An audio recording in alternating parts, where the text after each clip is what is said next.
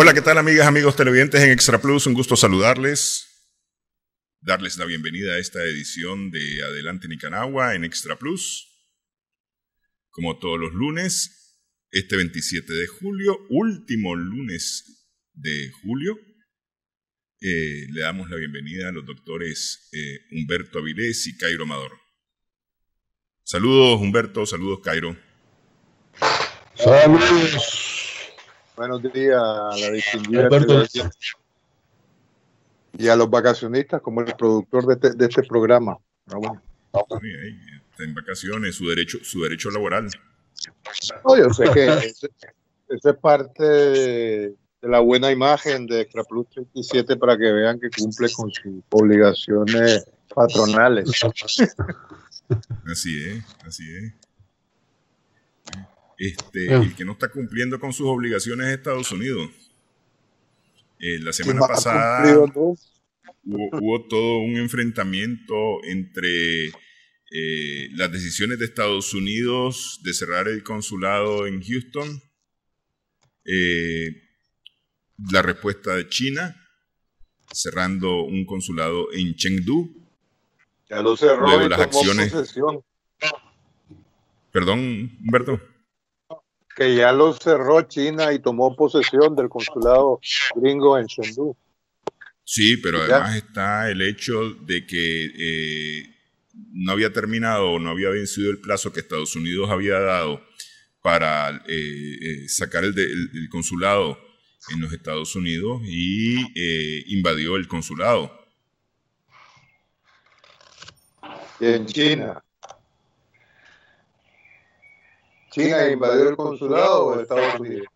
No, Estados Unidos invadió el consulado chino en su territorio, sí. Houston, sí. Ya. Bueno, pero sí, invadir no es una mala costumbre, nada nueva, desafortunadamente, en la historia del paso elefantiásico norteamericano por la escena internacional, pero bueno, me parece que tenemos problemas de sonido, ¿eh? No, estamos bien. Pero lo que pasa que sí es un gran problema, independientemente de que suele suceder y que hay una tendencia casi genética de Estados Unidos por la injerencia y por las invasiones. En este caso se trata de que cualquier consulado, cualquier embajada en cualquier parte del mundo que esté acreditada se considera territorio de la nación que representa. Es decir, está el principio de extraterritorialidad. Y faltar a esa la Convención de Ginebra, etcétera, ¿no? Y faltar y respetar ese principio de extraterritorialidad es un conflicto internacional per se. Sí, pero efectivamente. Sí, a ver, ¿de qué vive la política internacional, si es que se puede calificar así, del presidente Trump? De desviar la atención de los principales focos de tensión interna que, como veíamos la semana pasada, han conducido a que vaya ya varios puntos sustantivamente considerables ya por detrás de Joe Biden de cara a las elecciones del próximo 3 de noviembre. Tan es así que vale la pena mencionar que ya suspendió la convención republicana programada para el próximo mes de agosto en la Florida, ¿ya? No solamente eso, sino que por esos abusos y por esas acciones de fuerza y por esa situación de desprecio al derecho internacional, en estas elecciones, más que en cualquier otra, esas situaciones de relaciones internacionales que normalmente están al margen de las elecciones nacionales en Estados Unidos, son ahora un factor importantísimo, porque precisamente con ese atropello de las relaciones internacionales en esta administración ha puesto a Estados Unidos en una situación altamente desventajosa con relación al mundo. Bueno, y si a eso le sumamos la última encuesta anual de Sid Gallup, que arroja que Alemania por tercer año consecutivo es el país más admirado del mundo.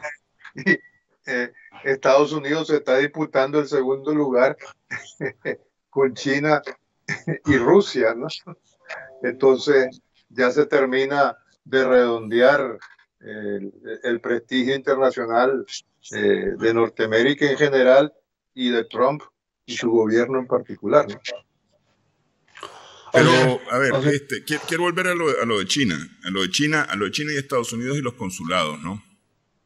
La invasión del consulado chino en territorio norteamericano fue justificado por los Estados Unidos diciendo que ese era un centro de espionaje. Incluso se capturó a una científica china en territorio norteamericano, a la que se acusó de ser una espía de secretos comerciales y secretos científicos. Incluso se hizo rodar una fotografía de ella vestida de militar, aunque ella dice que ella no es militar y no tiene nada que ver con el ejército. Entonces, esa fue la justificación de los Estados Unidos. Y siempre existe una justificación. Siempre existe una justificación. Siempre hay un pero. Y a mí lo que me llama la atención es que justamente en periodo electoral, con una candidatura tan débil como la que tiene Trump en este momento, hacer algo como lo del 2001, que le sirvió mucho a Bush para la reelección, no sería nada raro que ocurriera de nuevo. No solamente eso, sino que si ves hay una pauta que se está estableciendo. Acordate de la cantidad de estudiantes en posgrado, y estoy hablando de posgrado de maestría y PhD, ¿verdad?, que han sido expulsados de los Estados Unidos en los últimos meses. Eso a su vez está causando un doble problema, ¿verdad? Por un lado, porque la verdad es que son muchos. Estamos hablando de más de 300.000 personas que están estudiando en Estados Unidos su maestría y su doctorado, y que en estas condiciones complicadas económicamente hablando, esas 300 y pico mil personas no son becadas por el gobierno de Estados Unidos. Pagan su matrícula y pagan su mensualidad. Y es una cantidad enorme de plata que va a afectar a las mismas universidades. Eso abre, por supuesto, por otro lado, las puertas a las universidades europeas, que tienen igual o mejor calidad que la gringa. Pero digo, es parte, es un paso, es una dirección que está estableciendo Trump, tratando de aislar y de limitar la injerencia o la participación de China en el mercado estudiantil en este caso, y en la situación comercial también, ¿verdad? Sí, pero a propósito de estudiantes, el viernes pasado se conoció que ahora ha vuelto a cambiar de opinión Trump sobre la suspensión de las visas a los estudiantes extranjeros, ¿no? Y bien se había retractado, ahora ha vuelto a decir que los estudiantes no inmigrantes, leo textualmente, cuya matriculación sea nueva o se haya iniciado después del 9 de marzo, no podrán ingresar a Estados Unidos para inscribirse en una institución educativa para el periodo otoñal en un curso completo de estudio que se dicte. Sobre todo, estamos hablando de cursos online, 100% en línea, anunció el Servicio de Inmigración y Aduana. Esto fue el viernes pasado, ¿ya? Y según eso, esa nota, esa declaración, las universidades y escuelas no podrán emitir certificados de elegibilidad para la condición de estudiantes no inmigrantes a los alumnos nuevos o en etapa inicial que estén fuera de Estados Unidos y planifiquen tomar clases totalmente en línea. De manera que donde digo Diego, ¿no? Así es, está claro la actitud, ¿verdad? Sí, tal vez el único cambio que hubo ahí es que antes afectaba a todos los estudiantes, no importaba si eran de nuevo ingreso o no, pues ahora está afectando solamente a los nuevos ingresos, porque antes el asunto era que los estudiantes extranjeros en los Estados Unidos iban a perder su visa de estudiante si el centro de estudios no tenía clases presenciales, que es lo que ocurre en este momento con pandemia. Bueno, solo hacer una multiplicación. 300,000 estudiantes por $60,000 cada uno. A ver cómo le afecta eso a Harvard, a Stanford, a Yale, etcétera, ¿no? Chicago. Sí, efectivamente. Y además, si tenemos en consideración que a partir de ayer ya se hizo pública la estadística de que el estado de la Florida ya supera en casos de coronavirus a Nueva York. Está en 414.511 personas contagiadas, con casi ya 6.000 fallecidos, 5.894 desde el pasado 1 de marzo. Y eso fue divulgado por el Departamento de Salud del estado de la Florida, ¿no? Es el estado más afectado en este momento. Exactamente. Sí. Entendería yo que esa es una de las razones de los republicanos para suspender en la Florida su convención. Su convención, claro. Sí. No. Lo que pasa es que no dieron ni lugar ni fecha para la realización de la convención. Es decir, ya se da por un hecho que es Trump el candidato. Ya se da por un hecho que Biden el otro candidato. Sí, pero ahora las únicas especulaciones que hay en la candidatura de Trump es que está pensando en sustituir a Pence por una candidata mujer, pues. Pero no sé qué saben ustedes. Ve, yo oigo un ruido de fondo que no me permite entender claramente qué están diciendo ustedes. Sé que están diciendo algo.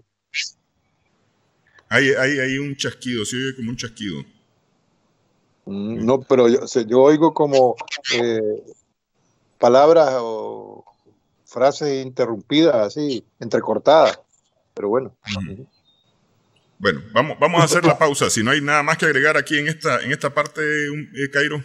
Bueno, mira, yo creo que es interesante en estos momentos reflexionar un poco sobre las diferentes tendencias que se dan dentro de la pandemia. Ya vamos a hablar qué es lo que va a pasar después de la pandemia. Y una de las cosas es que está resaltando cada vez con más fuerza el hecho de que exponerse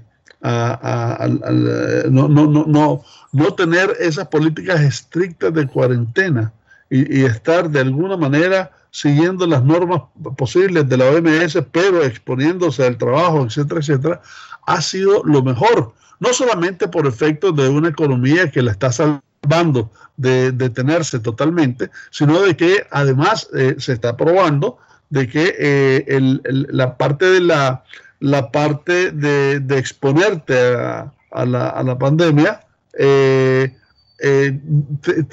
evita las segundas, terceras y cuartos brotes. Y que en ese sentido los estados que han estado bajo estricta pandemia están más débiles en términos de tener una segunda y tercera, un segundo y tercer brote. Ok, vamos a hablar un poco más sobre este tema. Vamos a hacer una pausa en esta edición de Adelante Nicaragua. Regresamos en breve.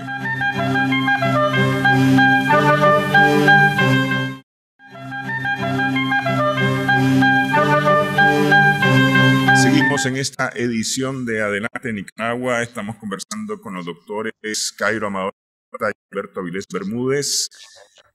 En esta última semana del mes de julio, al iniciar la última semana del mes de julio, según los datos que se conocen, hay prácticamente 10,5 millones de personas que han sido confirmadas con COVID-19 alrededor del planeta. 16,5 millones de personas. más de 650.000 personas fallecidas en todo el mundo. Sigue siendo Estados Unidos el país que reporta la mayor cantidad de personas contagiadas, incluso la mayor cantidad de fallecimientos, casi 150.000 fallecimientos, casi 4,5 millones de personas contagiadas.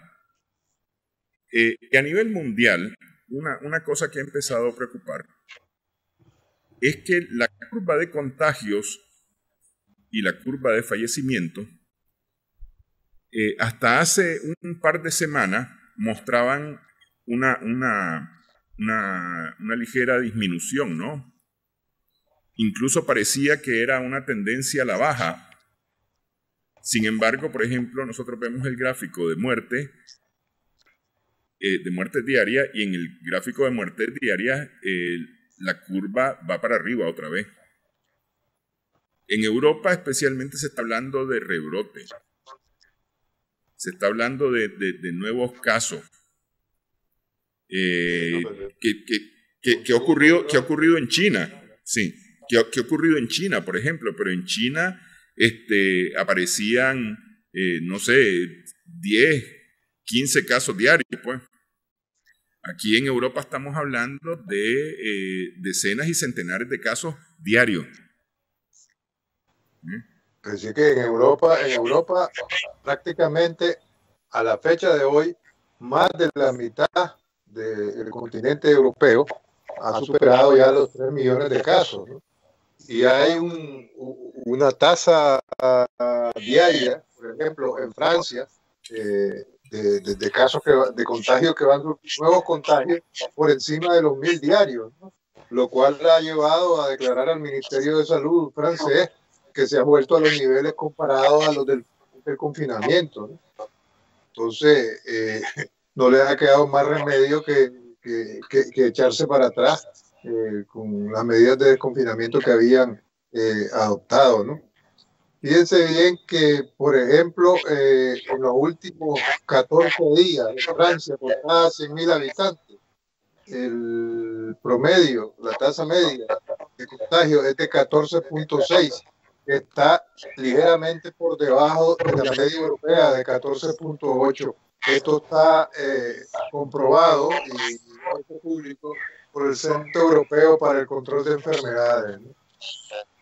Entonces, la preocupación es del nivel de estado de alerta en los países europeos, que ya tienen tienen 3.200.000 casos, con 20.287 nuevos casos. Fíjense bien, este dato es importante e interesante. 20.287 nuevos casos en las últimas 24 horas. Entonces, por eso la preocupación es muy grande, ¿no? Y en el caso particular de España, hay 165 países que no están permitiendo a sus ciudadanos viajar a España, ¿no? Claro, pero sin embargo hay cantidad nueva de nuevos casos, pero la letalidad ha tenido una tendencia a la baja, y eso evidentemente es por la cantidad de información que se tiene sobre el virus y los diferentes tratamientos que se han estado dando. La letalidad, que en un momento estuvo cerca del 6%, hasta la semana pasada, que fue el último dato que vi, estaba en 4.08. O sea, ha bajado notablemente, aunque los casos hayan subido. ¿Pero está hablando de Europa o a nivel mundial? A nivel mundial. Ah, bueno. Sí, efectivamente, la letalidad como tal se ha disminuido, pero el mundo estaba aumentando, por lo menos la semana pasada estaba aumentando a razón de prácticamente 100.000 casos nuevos diarios. Entonces, a la mayoría de casos hay mayor cantidad de muertos, pues es decir, es total y absolutamente proporcional, ¿no? Aunque la letalidad sea menor, es decir, que en vez de morir un 4 o 5%, esté muriendo un 3%, pero no es lo mismo que mueran 3 de 100 que mueran 30.000. Así es. No es proporcional, ¿no? Es más baja. Sí, no, pero es decir, sigue siendo proporcional el asunto. Lo que pasa es que hay mayor cantidad de contagios. Pues imagínate vos, Estados Unidos llegó a tener más de 60.000 casos diarios. Sí. Entonces, Europa ahora con esto, no sé si están pensando volver a confinamiento luego de haber empezado el proceso de desconfinamiento. Bueno, en el caso particular de Portugal, a nivel europeo, han tenido que mantener el confinamiento. El ruido no me deja casi hablar. En 19 distritos alrededor de Lisboa, que es la zona más afectada, ¿no? Sobre todo a nivel de rebrotes. El caso particular de Portugal preocupa. Yo ocupaba esto, ¿verdad? Ya no es necesario. Porque, fíjense bien, la mayoría de los casos de rebrotes en Portugal se concentran en la región de Lisboa y del Valle del Tajo, que es la zona más afectada por la pandemia.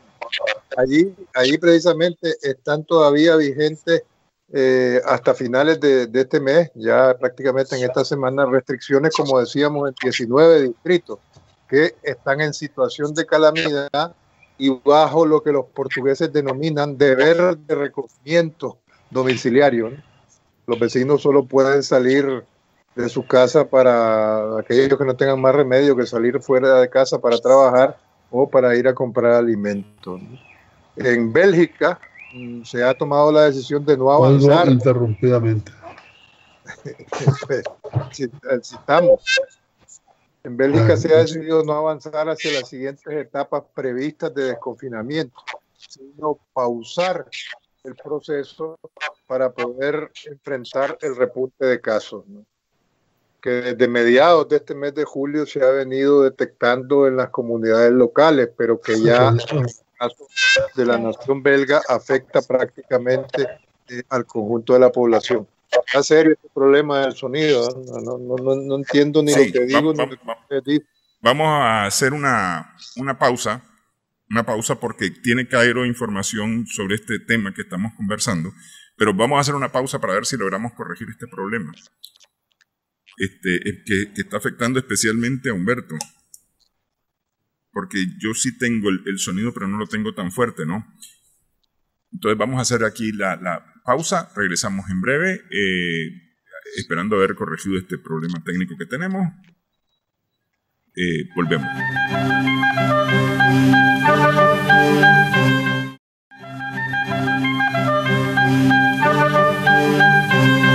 Seguimos en esta edición de Adelante Nicaragua con los doctores Humberto Avilés Bermúdez, Cairo Amador Arrieta, en este último lunes del mes de julio del año 2020. Ya el próximo lunes es 2 de agosto.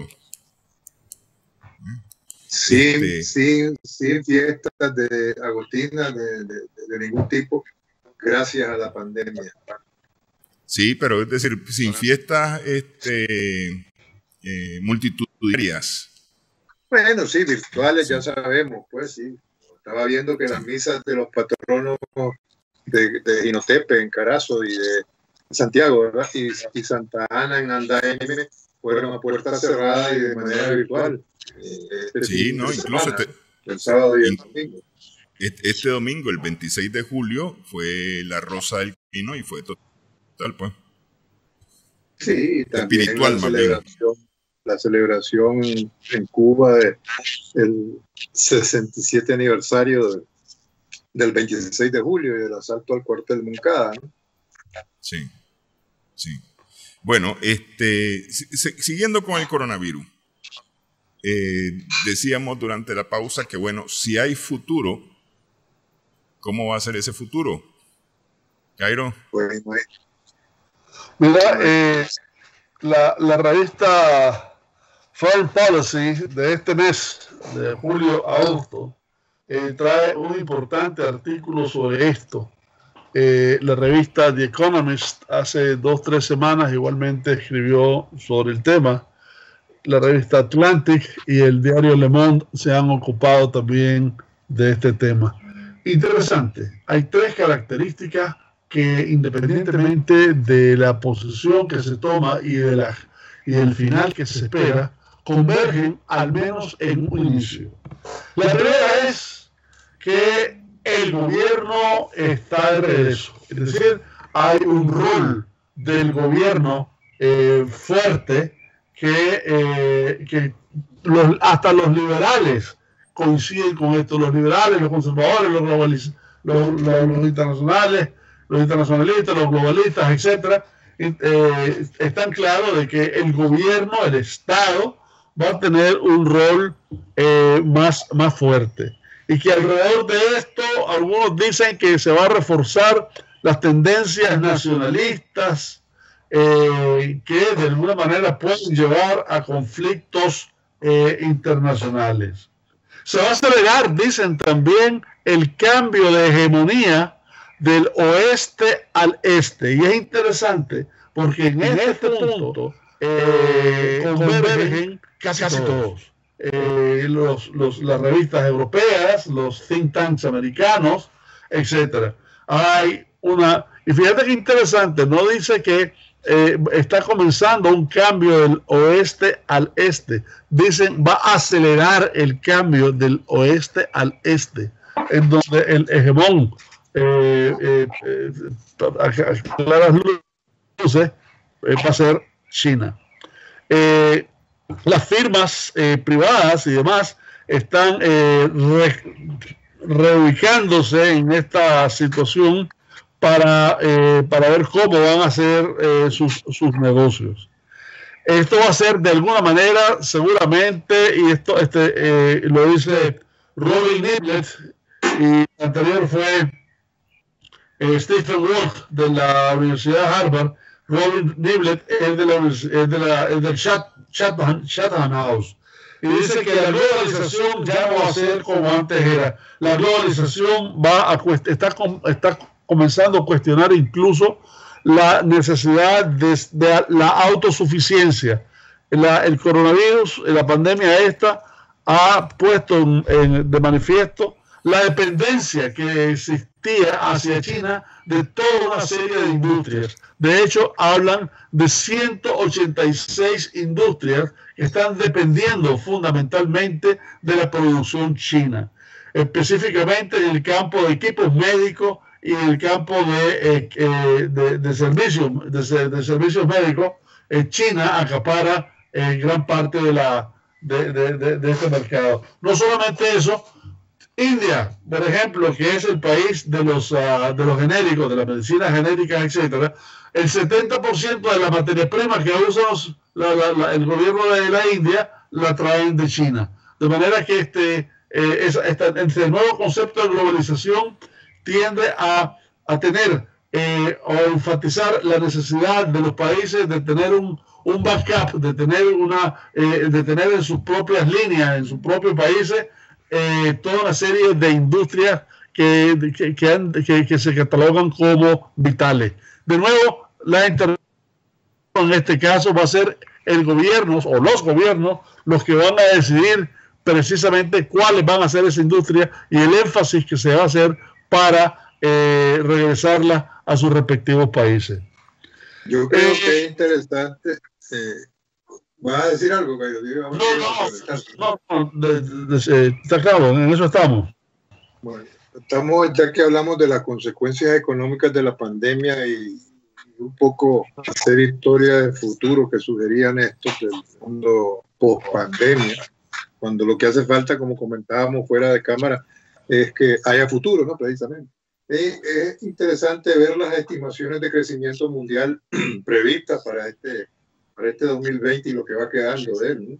Según el Fondo Monetario Internacional, en el mes pasado de junio, los efectos, las consecuencias económicas de la pandemia suponen una caída del Producto Interior Bruto global del 4.9% y del 8% para las economías avanzadas, siendo el 10% en la eurozona, en la conocido como la eurozona, y el 12.8% en aquellos lugares más afectados de Europa, como lógicamente son España e Italia. Consecuentemente, la deuda pública mundial ha alcanzado su nivel más alto jamás registrado.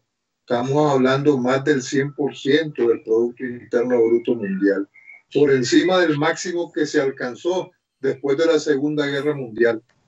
Esto ha exigido una respuesta colectiva por parte de los poderes públicos, es decir, el rol de los gobiernos al que apuntaba Cairo con anterioridad, tanto desde el punto de vista fiscal como desde el punto de vista monetario. El paquete fiscal masivo es de cerca de 11 billones de dólares en todo el mundo y, sin embargo, no es suficiente si no viene acompañado, lógicamente, de una política monetaria que pueda mantener bajo los tipos de interés, y la reacción de los bancos centrales en ese sentido ha sido contundente. La política bursátil, por tanto, las bolsas internacionales mantuvieron su rango de crecimiento llegando a máximo este año de 2020 en el 14 de febrero pasado. De hecho, los índices norteamericanos rozaron máximos históricos y eso les permitió hacerse los suecos, como eran norteamericanos, con respecto a las noticias que comenzaban a llegar de China. La reacción inmediatamente a posteriori de la declaración de situación pandémica provocó tremendas caídas en todos los índices que llegaron a perder mayoritariamente el 35%, alcanzando el mínimo el 20 de marzo de este año incluso. Estados Unidos, con esto concluimos este complemento, con la vista puesta en las elecciones del 3 de noviembre, puso en marcha desde comienzos de marzo un programa de medidas que suman más de 3 billones de dólares y que podrían llevar el déficit presupuestario norteamericano al 16% y su ratio de deuda sobre el Producto Interno Bruto a más del 120% en relación con el 94% de 2019. De manera que la Reserva Federal norteamericana está preparada para intervenir en el mercado, para comprar tanta deuda como sea necesaria y tratar de evitar la subida de los tipos de interés, apoyando teóricamente la recuperación económica. Así que miren el panorama, que no es que lo estemos inventando nosotros, es ni más ni menos que el Fondo Monetario Internacional quien se ha pronunciado al respecto. Bueno, claro, y mencionaste de paso, pero es mucho más profunda la crisis financiera en términos de las bolsas de valores. Evaluación, la que en algunos casos es caída libre, y eso en algún momento va a redundar o ya está redundando en desempleo. El desempleo se mira sumamente fuertísimo. Y con el desempleo vienen movimientos sociales, vienen precariedades, vienen sacudidas políticas, etcétera, ¿verdad? En otras palabras, sobre todo en los países del tercer mundo, ¿verdad? Específicamente ya se está viendo en parte de Asia y parte de África. La situación política alrededor de esto se está derivando con visos de movimientos de movimientos fuertes socialmente hablando. Sí, y a eso le sumaría yo, Cairo, el tema de seguridad alimentaria y nutricional, que por un lado tiene que ver con una baja en la producción, pero principalmente tiene que ver con una incapacidad de acceso o de adquisición, más bien, justamente por eso que mencionabas, el tema del desempleo, por ejemplo. Sí, pero por ejemplo, a propósito del desplazamiento de la hegemonía de oeste a este, no hay que perder de vista, sino todo lo contrario, que China fue el primer país en entrar y el primero en salir del confinamiento a raíz de la pandemia. De hecho, los chinos comenzaron a reabrir la economía gradualmente desde el 10 de febrero de este año, ¿no? Y las autoridades chinas lo que hicieron fue desplegar una política monetaria y fiscal sin precedentes que está encaminada a garantizar el nivel de empleo y el consumo de los hogares. El éxito que han logrado en controlar la propagación del virus y las medidas de estímulo que han implantado están consiguiendo en China que la situación de su economía se acerque a los niveles anteriores a la crisis. De manera que no es ninguna casualidad esa tendencia al desplazamiento del hegemón de Occidente a Oriente, en el caso particular chino, ¿no? Así es, no solamente eso, sino que desde ya han desplazado a Estados Unidos, por ejemplo, en términos de la ayuda internacional. En Pakistán, por decirte algo, han enviado más de 9 toneladas de equipo, han enviado 30 toneladas de mascarillas y cosas para la pandemia. En tanto, Estados Unidos escasamente ha enviado $2 millones, ¿verdad? En África, el que está de alguna manera respaldando no solamente la situación alrededor de la pandemia, pero alrededor de la recuperación económica, de la inversión, de la infraestructura, etcétera, es China. Y ya no se diga con sus vecinos, ¿verdad? Malasia, Singapur, Vietnam, Camboya, Laos, etcétera. De manera que eso, ese paso del oeste al este se va a dar más bien del oeste en estado un tanto de precariedad contra un este que se está robusteciendo desde ya. Ahora me lleva a preguntar, ese panorama estaba todo fríamente calculado. No, creo, ni que fuera el chiperito del Cepín, ¿verdad? Sí. Pareciera, esos comentarios de Néstor pareciera maybe en el State Department. Es que justamente que eso es lo que señala el Departamento de Estado, pues, es decir, que China ha aprovechado la situación, pues a mí me parece que tiene que ver con una planificación apropiada, pues con un trabajo de previsión y demás, ¿no? De un Estado organizado. Sin embargo, hay quienes como Estados Unidos han aprovechado para echar leña en la hoguera del fuego del conflicto con China.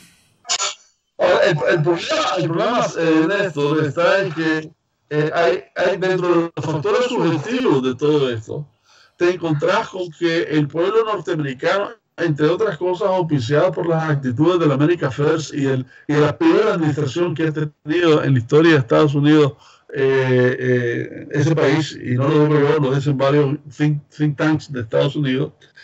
Estados Unidos, el pueblo de Estados Unidos y los empresarios de Estados Unidos han perdido la fe en la globalización, ya no creen en la globalización. En tanto, los chinos están totalmente convencidos, están totalmente en una actitud sumamente positiva de seguir adelante con las relaciones internacionales, etc. Y eso es un gran factor también porque para muchos en Norteamérica, lo que va a suceder, entre otras cosas, es lo que le llaman la trampa de Eucides, en el sentido de que un imperio que está bajando su disposición y sus posibilidades y su potencial, tiende a causar conflicto.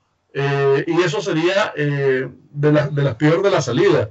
Más bien, dice Kishore Narulbani de la Universidad de Singapur, lo que Estados Unidos debería comprender es que es en la cooperación internacional, en un nuevo tipo de globalización, que ambos, Estados Unidos y China y el resto del mundo, puedan salir más rápido y mejor de esta crisis. Bueno, hacemos una pausa nuevamente, una pausa y regresamos para hablar acerca de uno de los grandes problemas que queda a partir de la situación creada por el COVID, y es sobre la deuda. Regresamos en breve.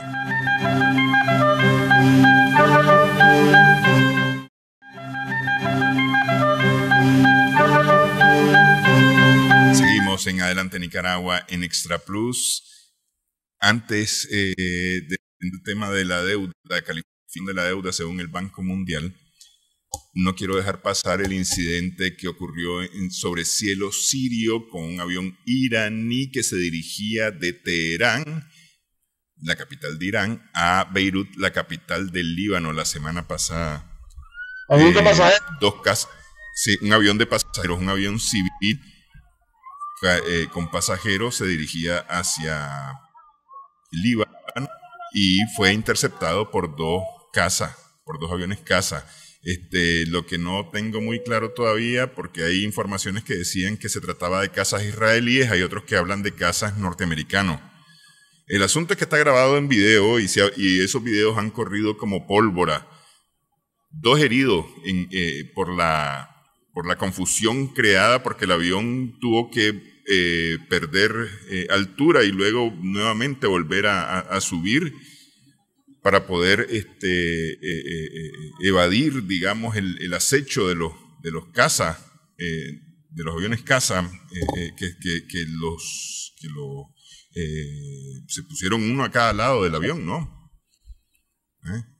Entonces, Irán protestó fuertemente.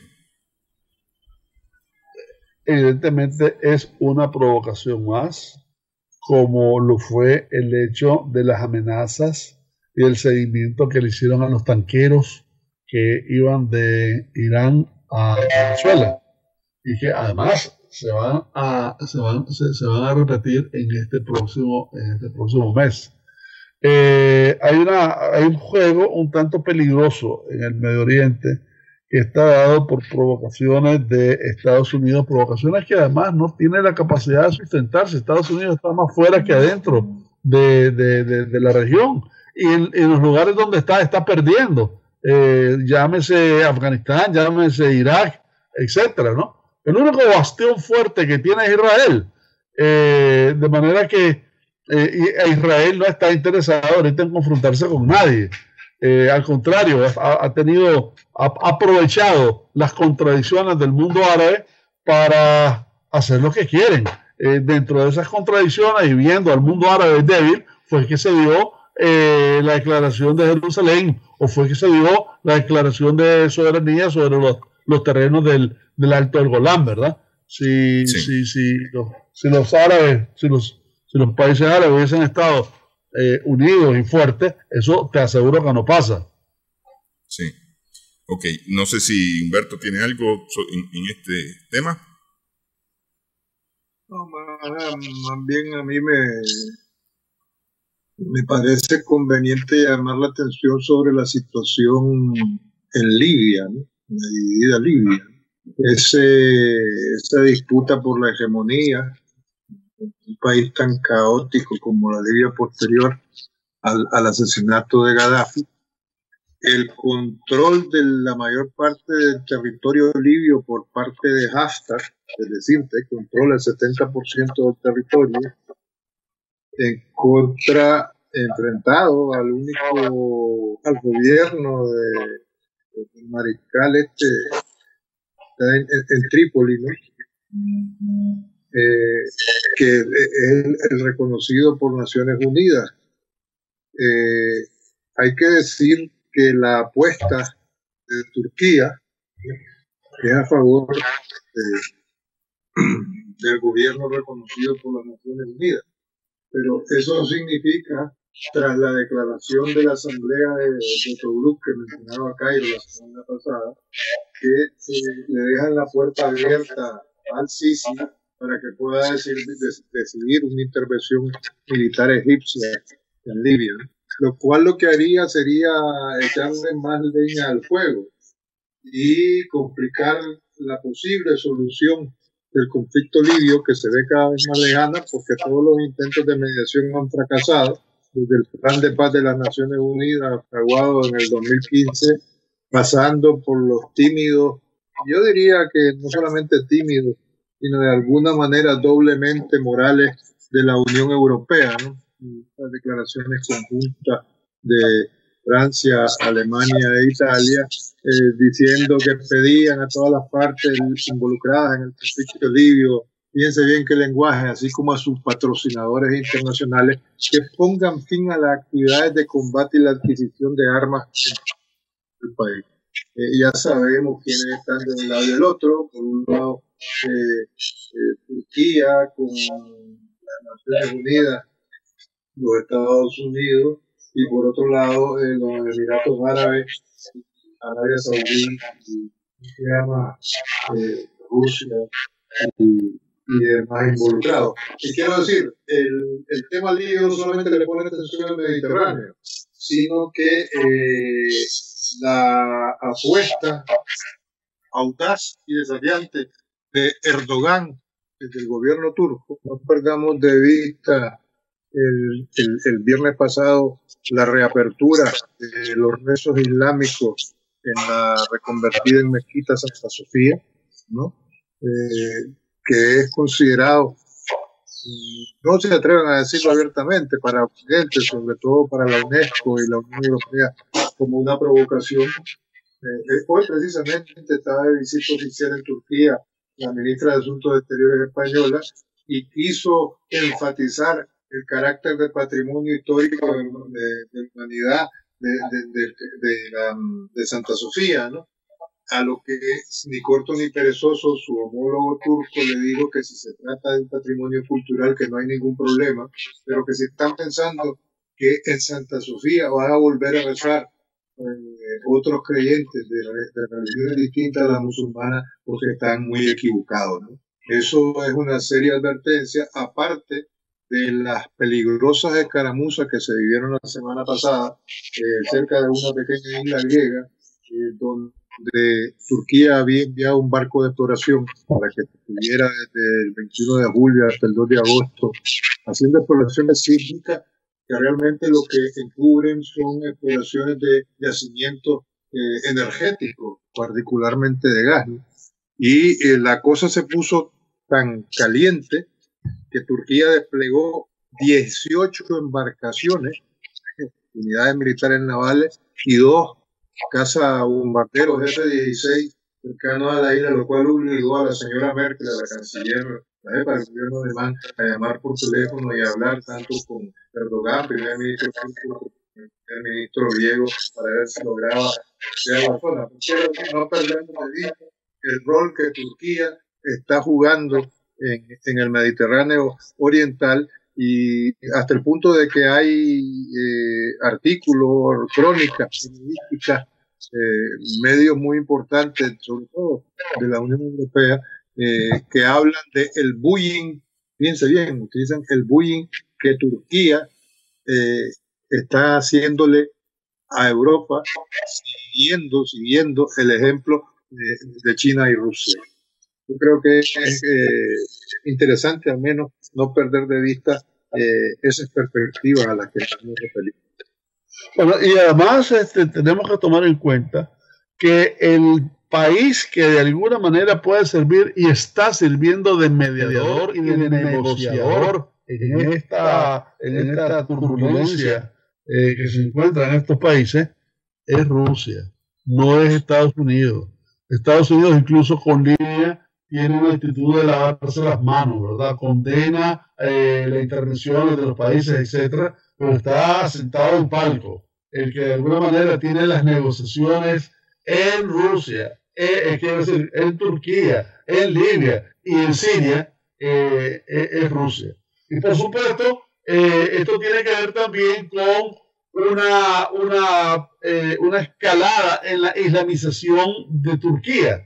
El partido y la figura misma de Erdogan resaltan en su carrera política como un islamismo moderado, pero ese islamismo moderado está de alguna manera a punto de rebalsarse. La situación con la Catedral de Santa Sofía es un buen ejemplo. El otro es su relación con ISIS. Recordemos que todos los europeos y todos los rusos, etcétera, que entraban a Siria para irse a Irak, etcétera, etcétera, lo hacían a través de Turquía y no tenían ningún problema. No solamente eso, sino de que Turquía era quien les compraba a ISIS el petróleo que sacaban, las cosas que se robaban, etcétera, etcétera, incluyendo obras de arte, dicho sea de paso, se las compraban en Turquía. De manera que esa complacencia que en un momento tuvo con Turquía, el hecho de no atacar a Alepo en su momento, y el hecho de intervenir en Siria después habla de que la bendita moderación islámica de Erdogan está siendo altamente cuestionada. Ok, decíamos que íbamos a hablar acerca de la calificación de la deuda o que hace sobre la deuda del Banco Mundial. Sin embargo, ya nos queda apenas un minuto. Tal vez, Cairo, podemos dejar ese minuto solamente para hacer un tanteo, una prueba de este tema y lo desarrollamos el próximo lunes. Perfecto, básicamente es un mapa del color, es un mapa de calor, perdón, en donde el color rojo es el que está totalmente desaprobado, el verde es el que está totalmente aceptado, y en medio hay marrones y amarillos. En corto, muestra las prácticas de difusión sobre la deuda pública de los países y de alguna manera cobra importancia. Por tanto, es una información a los creadores internacionales, es una forma de transparentar el manejo de la sostenibilidad de la deuda y la posibilidad de ocultar posibles prestatarios. En resumen, Nicaragua tiene unas notas sumamente buenas en términos de su cumplimiento, en términos de los 9 puntos que abarca, que es accesibilidad de datos, cobertura sectorial, periodicidad, préstamos nuevos, etcétera. El único donde tenemos una raya roja es en los préstamos nuevos, pero eso obviamente se debe a situaciones que no están a nuestro alcance. Eso viene de alguna manera producto de las presiones del norte y específicamente de Estados Unidos, ¿verdad? En el resto estamos bastante bien y eso es una excelente noticia, sobre todo para aquellos que hablan de que Nicaragua no da información sobre su situación internacional y sobre la deuda externa. Y tiene que ver, añadiría yo, al mapa de calor al que se ha referido Cairo, con una esperanza cierta de que sí hay futuro, en particular en nuestro país después para cuando lleguemos a la pospandemia. Eso sería. Bueno, les agradezco mucho, Cairo, Humberto, que hayan estado con nosotros en esta edición de Adelante Nicaragua, este último lunes de julio. El próximo lunes arrancamos ya el último mes del segundo tercio del 2020. El tiempo va volando.